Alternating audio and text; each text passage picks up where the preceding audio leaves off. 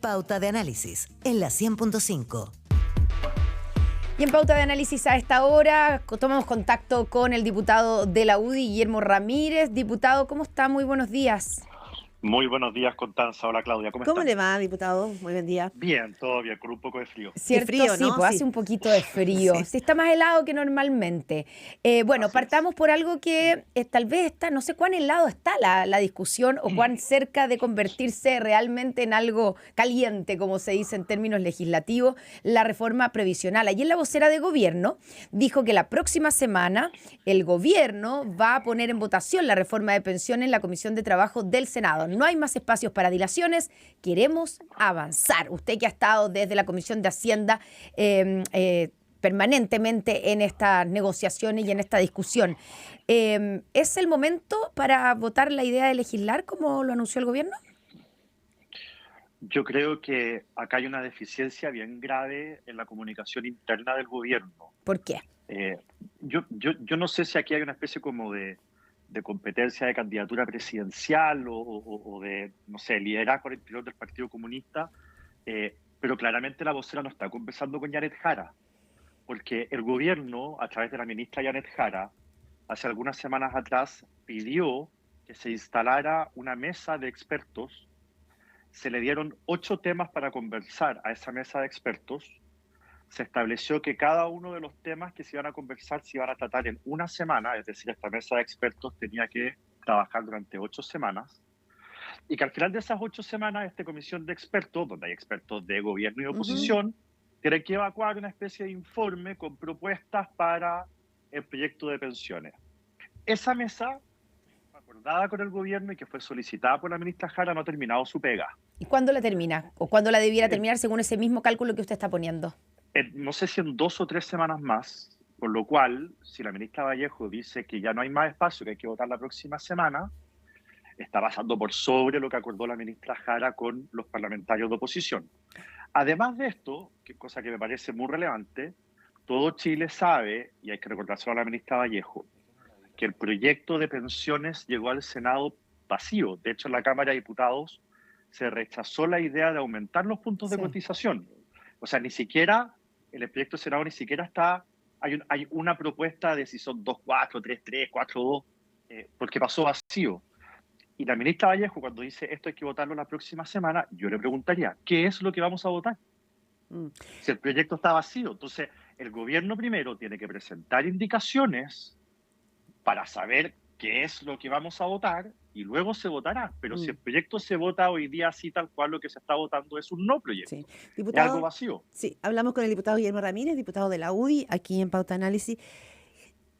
¿Dónde está el resorte de la dilación? ¿Por qué le digo? Porque también el presidente Gabriel Boric ha sido muy enfático en el último tiempo en decir que esto no debe pasar de julio, que esto tiene que ser ahora ya. Es decir, la premura que establecía ayer la vocera de gobierno tiene un correlato con lo que ha dicho el propio presidente Gabriel Boric. Entonces, ¿dónde se está postergando o dilatando esta discusión? ¿O quién, más bien? Bueno, la diferencia entre lo que dice el presidente Boric y lo que dice la ministra Vallejo es trida. El que el presidente Boric dice, por favor, no dilatemos más esto, lleguemos a un acuerdo. Mientras que la ministra Vallejo lo que dice es vamos a forzar una votación, lo cual se opone a un acuerdo. Es importante ese matiz porque en el Congreso las cosas avanzan cuando se llega a acuerdo.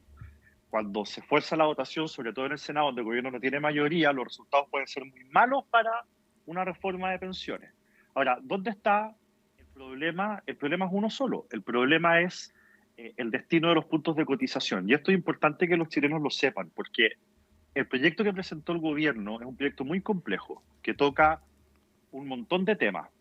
Y en la Cámara de Diputados nosotros tuvimos reuniones muy largas y muchas reuniones, 10, 12, no sé, en que podíamos estar toda la tarde sentados conversando, y llegamos a acuerdos en muchas materias. Por ejemplo, las cosas más fáciles y obvias que todo el mundo sabe, llegamos a un acuerdo en que hay que aumentar la PGU, pero además el gobierno quiere que se universalice. Nosotros dijimos que bueno. Y que también la puedan recibir algunas personas que reciben beneficios de la Comisión Valech y otras. Nosotros dijimos que bueno.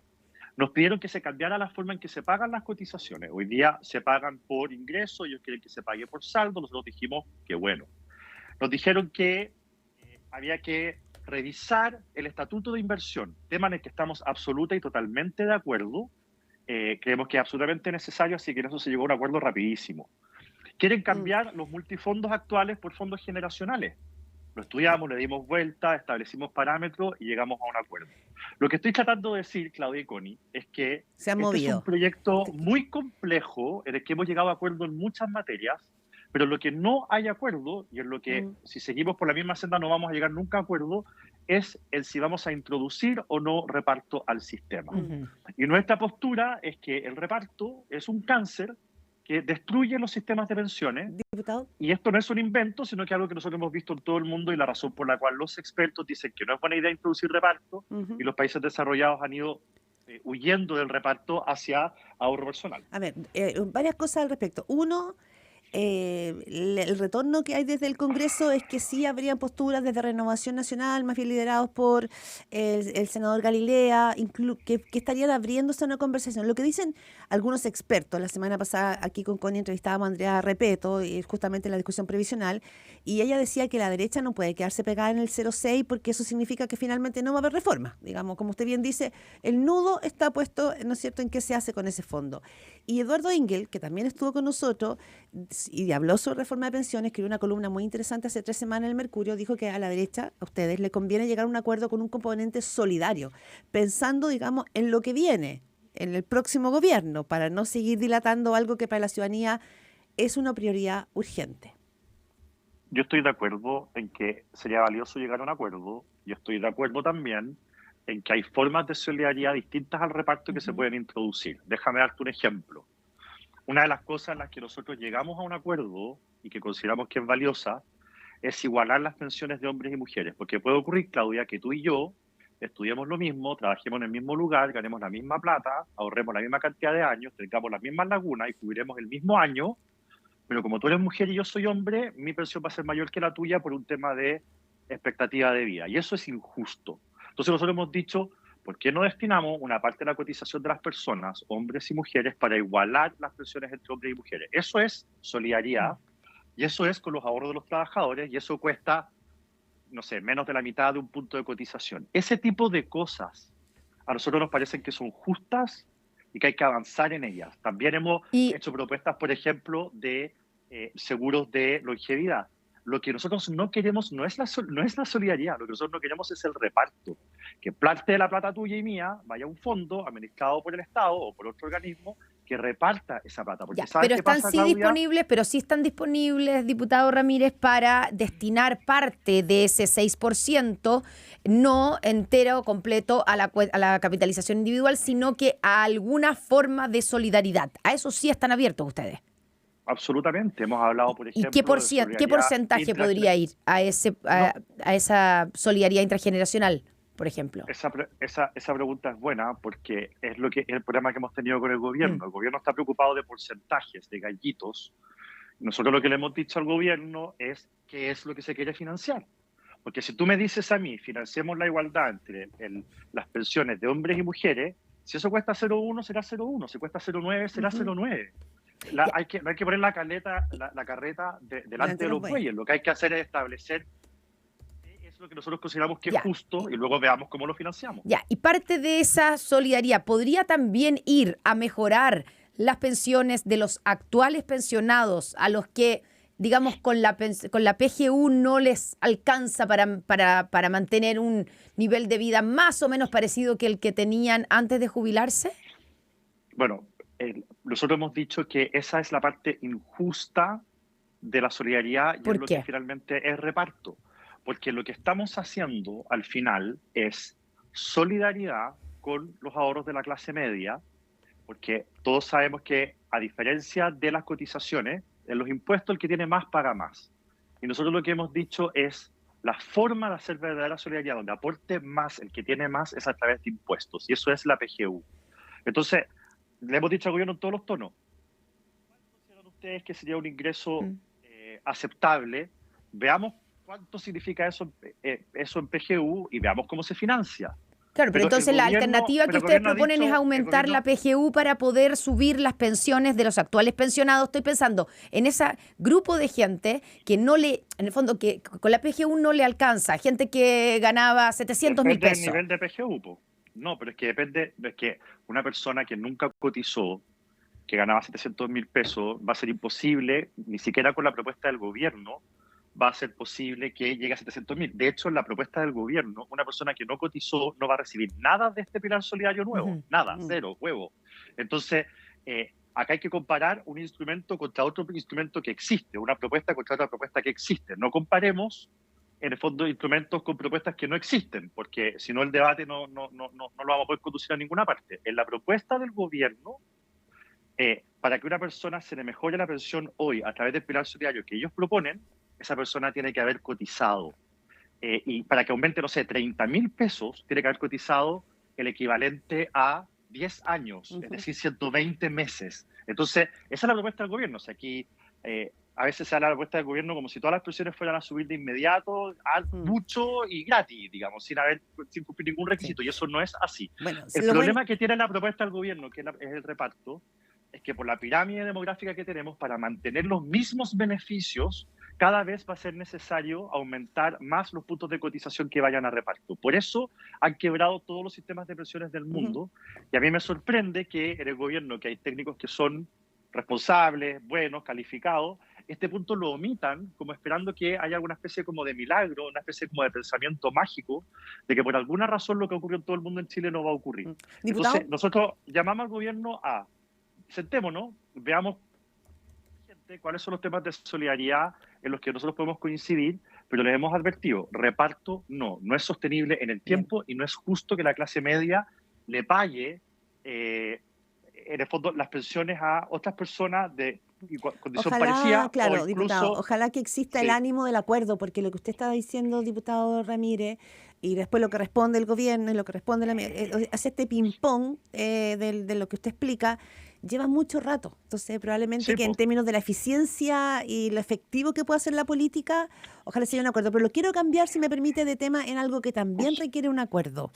Estoy hablando del secreto bancario. Las declaraciones de la alcaldesa Evelyn Matei, la más probable candidata presidencial de su partido, de la UDI, fueron muy, aterrizaron mal, digamos, en el oficialismo, la han criticado mucho porque ella habló de la narcopolítica. Y es en eso que incluso el presidente Gabriel Boric, después de que el subsecretario Manuel Monsalve le había dicho que, bueno, que si hay que avanzar, el tema del secreto bancario era tremendamente importante. Y decía que se ha insistido hasta el cansancio, que hay sectores que se oponen en el Parlamento. Y el propio presidente Boric ayer dijo, bueno, sería bueno que expliquen por qué, emplazando, digamos, a sectores de su sector que se oponen a aprobar el levantamiento del secreto bancario. Entonces, aquí también se va a requerir de un acuerdo y este también va a ser un tema relevante y bien nuclear en la discusión sobre qué hacemos frente a la amenaza del crimen organizado. Bueno, en esta materia, y perdón lo duro, pero en esta materia el presidente Boric es deshonesto intelectualmente. ¿Por qué? Porque él no puede no saber que en el Congreso nosotros estamos discutiendo el secreto bancario y lo que hemos dicho es que estamos disponibles a llegar a estándares internacionales de apertura del secreto bancario, que da muchas más facilidades que las que hoy día se dan en Chile, en la medida en que también lleguemos a estándares internacionales sobre la gobernanza del Servicio de Impuestos Internos. Porque hoy día el director del Servicio de Impuestos Internos depende del presidente de la República, lo nombra el presidente de la República con estas famosas balas de plata. Y eso lo que ha producido, es cosa de recordar el segundo gobierno de la presidenta Bachelet, es que cuando se dio el tema del financiamiento ilegal de la política, al principio el Servicio Interno se querellaba entusiastamente contra los políticos de oposición, podía ser oposición por la derecha o podía ser oposición por la izquierda, como Marco Enrique Jominami, y que luego cuando se empezaron a conocer casos en los que estaba involucrada la misma campaña de la presidenta o algunos parlamentarios de gobierno, se removió al director de Servicios Internos y todo quedó ahí, se murió y no hubo más querella. Entonces, el Servicio de Impuestos Internos tiene que tener, como ocurre en todos los países desarrollados, una cierta autonomía, una gobernanza que asegure autonomía del gobierno para que no sea usado el Servicio de Impuestos Internos como una especie de arma política. ¿Y hoy día no la tiene a su juicio, diputado? Hoy día, digamos, el director de Impuestos Internos, ¿a usted no le parece que es una autoridad legítima, independiente y que tenga autónoma? El actual director de Servicio de Impuestos Internos es una persona con todas las calificaciones y es una persona que a mí al menos me da plenas garantías. Entonces, no estamos hablando del actual director de Servicio de Impuestos Internos. Cuando uno legisla, uno tiene que pensar que llega al poder, al gobierno, alguna persona que quizás no tenga un respeto por la institucionalidad, como la que podemos tener los que estamos teniendo esta conversación o como la tiene el actual director de Servicio de Impuestos Internos. Así es como las instituciones después se defienden solas de malos gobiernos. Hoy día, un presidente de la República que quiere perseguir a sus adversarios políticamente a través del Servicio de Impuestos Internos, ¿puede hacerlo? Y la respuesta es sí, puede hacerlo. Porque él nombra al director de Servicio de Impuestos Internos y el director de Servicio de Impuestos Internos a su vez nombra todos los cargos importantes y prácticamente todos los directores al interior del servicio. Pero, Entonces, diputado... nosotros le hemos dicho, perdón, para Sí. terminar la idea, nosotros le hemos dicho al ministro Marcel, y él está de acuerdo, si esta es la parte en que el presidente de la República es deshonesto, en que veamos el tema del secreto bancario, entregando esa herramienta para perseguir evasores y para perseguir, por supuesto, también al crimen organizado, pero con una gobernanza, igual como el tema del secreto bancario va a ser, como es en los países de la OECD, tengamos una gobernanza del Servicio de Impuestos Internos que también sea como el de los países de la OECD y pongámosle al servicio pantalones largos. Y el gobierno en el Congreso está de acuerdo con este planteamiento. Y lo que se está trabajando en el Senado es una propuesta que incluye ambas cosas. Levantamiento del secreto bancario con un fortalecimiento de la gobernanza es del importante, servicio. diputado, acá entender que el tema del levantamiento del secreto bancario es herramienta sine qua non para poder perseguir la ruta del dinero, que finalmente es como operan las bandas del crimen organizado. Las bandas del crimen organizado no es solamente droga. Estamos hablando de que finalmente esto tiene que ver, es un negocio, es una transnacional, es escrito sobre este tema. Entonces, ¿cómo el país se hace cargo de eso? Porque sin seguir la ruta del dinero no tenemos ninguna capacidad de poder investigar de verdad y afrontar esto que ya es una realidad, que es el crimen organizado. Entonces, esa es la urgencia probablemente que tiene. Y pareciera ser que es más complejo que solo el rol que pueda tener impuestos internos. Lógico, yo estoy de acuerdo que la herramienta es necesaria. Por eso hemos dicho que tenemos que preparar a servicios internos para darle esa herramienta. Hoy día existe el levantamiento del secreto bancario. Existe un Pero levantamiento del secreto bancario que es judicial. demora muchísimo y cuesta bastante levantarlo. No demora muchísimo. Y de hecho en Chile no conozco casos, debe haber alguno, pero yo no conozco ningún caso en que el Servicio de Impuestos Internos pidiendo por razones de crimen organizado, carteles, en fin, haya pedido el levantamiento del secreto bancario que no se lo hayan concedido. O Pero sea, esto es una entiendo polémica ficticia, o sea, no se necesita regular y legislar para poder permitir con más amplitud, digamos, la apertura del secreto bancario.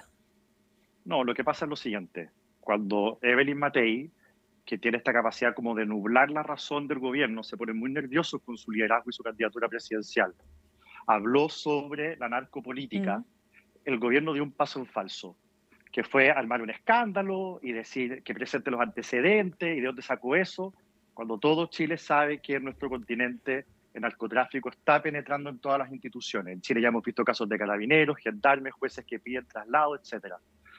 Sí, pero lo que dijo Evelyn Matei fue un poquito más allá que hablar de en general la narcopolítica. Sí. Ella dijo que había políticos financiados por los narcos, así de claro. Y entonces no es raro que le contesten que presenten los antecedentes claros, porque o a qué caso se está refiriendo. Yo quisiera saber, qué lástima que no les podemos preguntar a los auditores si ellos creen que el caso del alcalde de San Ramón es el único en Chile, o si creen que las denuncias que ha hecho la alcaldesa de La Pintana respecto a cómo el narco está permanentemente intentando vulnerar la institucionalidad política es una acusación falsa. En Chile sabemos que el narcotráfico intenta, porque lo hemos visto en el pero una cosa es intentar, diputado, estamos de acuerdo, y es evidente que hay una preocupación y una vulnerabilidad. Es evidente eso, y lo tenemos en el continente. Pero esa no fue la reacción del gobierno. Otra cosa es decir puntualmente que hay políticos en Chile que están financiados por el narco. Por eso, ¿a usted no le parece que no es una acusación que necesita un poquito, una bajada un poquito más y argumentos un poquito más concretos? ¿O es solamente el caso del alcalde de la comuna de San Ramón, el caso que cita Evelyn Matei? O sea, mi pregunta al gobierno sería, ¿cuántos más casos necesitamos para que, en vez de escandalizarse, rasgar vestiduras y empezar a disparar contra Evelyn Matei, van a tomar el guante y vamos a fortalecer la institucionalidad para que esto no se siga expandiendo? Si es el único caso, será el único caso. Yo no creo que sea el único caso. En el caso del narcotráfico... ¿Pero no tiene antecedentes concretos de otros casos, de autoridades, de políticos, legisladores, parlamentarios que estén financiados por el narco? pero ¿cómo podría yo tener esa información? Si Sí, una pero es que persona es- que es está que es- financiada por el narco, una persona que está financiada por el narco, es una persona que no lo anda gritando a los 7 vientos. Pero mira, te voy a dar un Sí, pero ejemplo es que de algo que todo Chile ve. pero lanzar esa Yo he sido- acusación, diputado, sí es a pero los si no cuatro es una, vientos. no, porque cuando uno no da nombres concretos sin prueba, no es una acusación, es una constatación de lo que yo Mm. estoy convencido de que es una realidad en Pero Chile. cuando Mira, Francisco, perdón, es que cuando déjame, Francisco Javier Cuadra en Sí, los años 90 dijo que en el Congreso en Chile había parlamentarios que consumían droga, eh, bueno, fue una acusación objetivamente irresponsable en ese minuto. Podría ser verdad o no sé, pero si uno dice, mire, tengo datos concretos de tales parlamentarios que podrían además ser objetos, no sé, de amenaza por parte del narco y que tienen que legislar, es distinto a decir todos los políticos no sé qué o todos los periodistas no sé cuánto. Es muy complejo al voleo porque lo que uno hace es deslegitimar instituciones también, ¿o no? Claudia, a mí esta reacción del gobierno de verdad me preocupa. Y me preocupa porque si nosotros queremos combatir el narcotráfico, nosotros no podemos caer en la ingenuidad de pensar de que el narcotráfico se trata de personas vendiendo droga en las esquinas de las calles. Totalmente, eso es O tal sea, cual. Eso es cierto. entonces, al final, ¿cuál es la prioridad del gobierno? ¿El gobierno está más preocupado de combatir el narcotráfico o de pegarle a Evelyn Matei porque es una candidata presidencial que puede sacarlos de la moneda? ¿Dónde está la verdadera preocupación del gobierno? Eso es lo que a mí me llama tanto la atención y es lo que yo creo que la ciudadanía repudió cuando se generó este debate. Porque nosotros tenemos, insisto, gendarmes que sabemos que han sido coimeados, Cooptados. carabineros que han sido dados de baja. Tenemos fiscales y ministros de corte que han pedido jueces que han pedido que les saquen algunas causas o que los cambien de lugar porque están bajo la amenaza del narco. Tenemos un alcalde que sabemos que estuvo financiado por el narco.